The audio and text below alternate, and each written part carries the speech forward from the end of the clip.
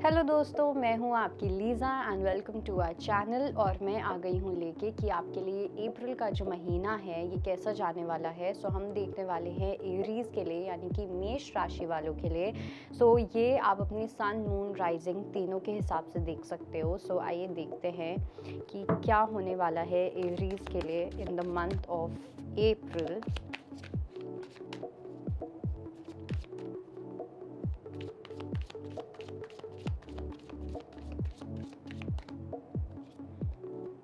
के breakthrough consciousness, past lives, and nothingness. Okay, let me pull a few more cards. Okay, so सबसे पहली चीज़ तो ये जो मुझे मेष राशि वालों के लिए लग रहा है कि इस टाइम पे आप लोगों के काफ़ी ज़्यादा एंगर इश्यूज़ बाहर आ सकते हैं, टेम्परामेंट इश्यूज़ बाहर आ सकते हैं।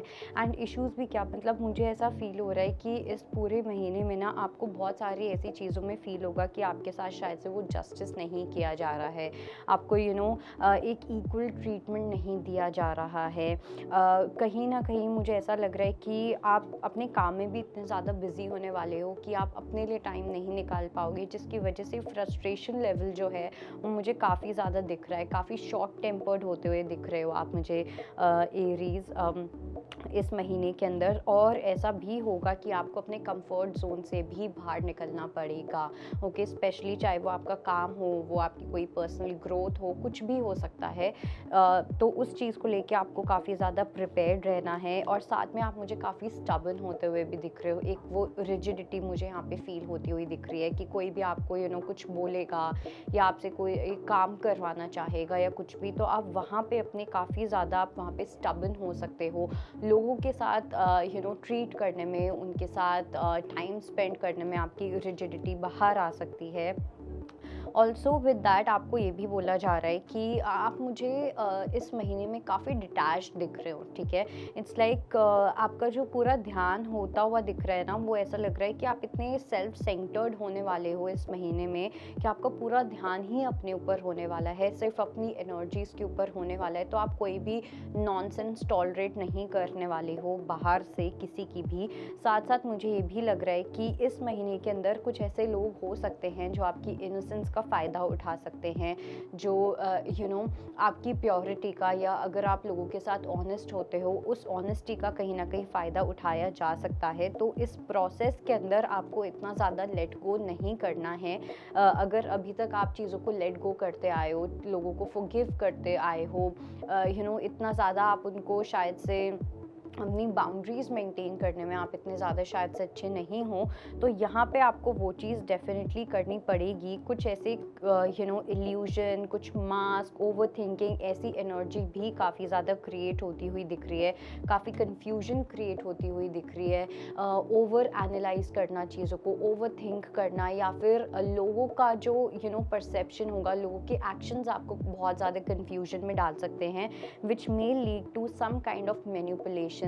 कुछ मैनिपुलेशन, कोई गैस लाइटिंग वाली एनर्जी, कोई झूठ वाली एनर्जी, वो सब चीज़ें मुझे लग रही है। लेकिन फाइनली जैसे जैसे मे बी आफ्टर 15th अप्रैल या फिर अप्रैल के एंड, जो लास्ट वीक होगा, वहाँ पे फाइनली आप मुझे अपनी खुद की पॉजिटिव एनर्जी में एंटर करते हुए दिख रहे हो। आप उन सब चीज़ों से या उन लोगों से मूव ऑन करते हुए दिख रहे हो जिन्होंने कहीं ना कहीं आपको भी बहुत ज़्यादा बर्डनसम सिचुएशन में डाला है, एक ट्रबल वाली सिचुएशन में डाला है, आपके लिए कहीं ना कहीं चीज़ों को बहुत ज़्यादा मुश्किल बनाया है। वो चीज़ मुझे finally last week of April में ख़त्म होती हुई दिख रही है। साथ में कार्ड आया है नथिंगनेस का, एंड इसका जो क्लैरिफिकेशन है वो है 6 of wands, temperance, 3 of cups and 4 of cups. तो इधर मैं बोलूँगी कि आपको थोड़ा सा बैलेंस बिठाने की नीड पड़ सकती है when it comes to your personal life and your professional life. Because मुझे लग रहा है कि आप इतना ज़्यादा, जैसे कि मैंने बोला कि आप काफ़ी सेल्फ सेंटर्ड होते हुए दिख रहे हो, तो आपका जो पूरा ध्यान होता हुआ दिख रहा है वो सिर्फ अपने ऊपर होता हुआ दिख रहा है। लेकिन साथ साथ मुझे उसके पीछे एक गुस्सा भी दिख रहा है, एक एंगर भी दिख रहा है कि आप वो इसलिए हो रहे हो क्योंकि आपको किसी चीज़ से मूव ऑन होना है, या आपका जो फोकस होना होना चाहिए वो उसी चीज़ पे होना चाहिए, क्योंकि आप बाकी की चीज़ों से थोड़े फ्रस्ट्रेटेड दिख रहे हो मुझे इस महीने के अंदर। लेकिन आपको बोला जा रहा है अपने दोस्तों के साथ टाइम स्पेंड करना, अपनी फैमिली के साथ टाइम स्पेंड करना आपके लिए काफ़ी ज़्यादा इम्पॉर्टेंट रहने वाला है, क्योंकि ये चीज़ आपकी पूरी लाइफ को काफ़ी बैलेंस्ड रखेगा। ओके, आपके मूड स्विंग्स को, आपके इमोशंस को, आपकी फीलिंग्स को काफ़ी ज़्यादा बैलेंस में रखने वाला है। ओके, सो मेक श्योर कि आप अपने दोस्तों के साथ अच्छे से बिहेव कर रहे हो, आप अपने दोस्तों को टाइम दे रहे हो। लेट्स सी आपकी लव लाइफ में क्या होने वाला है in the month of April. All right, so सबसे पहली चीज़ तो ये यहाँ पे आया है अनरिक्वाइटेड लव, साथ में आया है give your relationship a chance, retreat, wedding and stay optimistic about your love life. तो इधर मैं आपको ये चीज़ डेफिनेटली बोलूँगी कि यहाँ पे मुझे दो चीज़ों की अपॉर्चुनिटी दिख रही है। पहला तो ये कि डेफिनेटली कोई पास्ट से आता हुआ दिख रहा है। ये जो पर्सन है ये एक चांस डेफिनेटली चाहेंगे, इस रिलेशनशिप के ऊपर वर्क करना चाहेंगे, बट ये जो पार्टनर है ना आपकी, ये जो एक्स पर्सन है, this is definitely unrequited love. ये एक ऐसा रिलेशनशिप रहा है जहाँ पे आप दोनों की कंपैटिबिलिटी इतनी नहीं रही है। हो सकता है आप दोनों एक दूसरे को लेके काफ़ी ज़्यादा अट्रैक्टेड फील करते हो, काफ़ी पैशनेट फील करते हो एक दूसरे को लेके, बट आपको जिस चीज़ का ध्यान रखना है वो यही चीज़ है कि जहाँ पे वो कंपैटिबिलिटी नहीं है, जहाँ पे वो केमिस्ट्री नहीं है, आपको उस चीज़ से बाहर निकलना है। ओके, साथ में दूसरी चीज़ जो मुझे लग रही है वो ये लग रही है कि हो सकता है आप कोई ट्रिप पे जा सकते हो, आपका कोई एक एडवेंचरस ट्रिप मुझे लग रहा है, या एक अनएक्सपेक्टेड प्लान्ड ट्रिप मुझे यहाँ पे, अनप्लान्ड ट्रिप मुझे यहाँ पे लग रहा है, जहाँ पे आप किसी न्यू पर्सन से मिल सकते हो and you may end up marrying this person. Okay, so इस पूरे महीने के अंदर ना काफ़ी ज़्यादा ऐसी सिचुएशंस आएंगी जहाँ पे आपकी पेशेंस को टेस्ट किया जा सकता है, आप कितने ज़्यादा अपनी लव लाइफ को लेके ऑप्टिमिस्टिक रहते हो उस चीज़ को लेके टेस्ट किया जा सकता है। काफ़ी लोग यहाँ पे नो कॉन्टैक्ट जोन में हैं अपने पार्टनर के साथ, तो वो डेफिनेटली कम्युनिकेशन आता हुआ दिख रहा है। ठीक है, आप अपने ओल्ड पर्सन को अगर चूज़ करते हो तो वहाँ पे आप उस पर्सन को एक चांस देते हुए मुझे दिखाई दे रहे हो।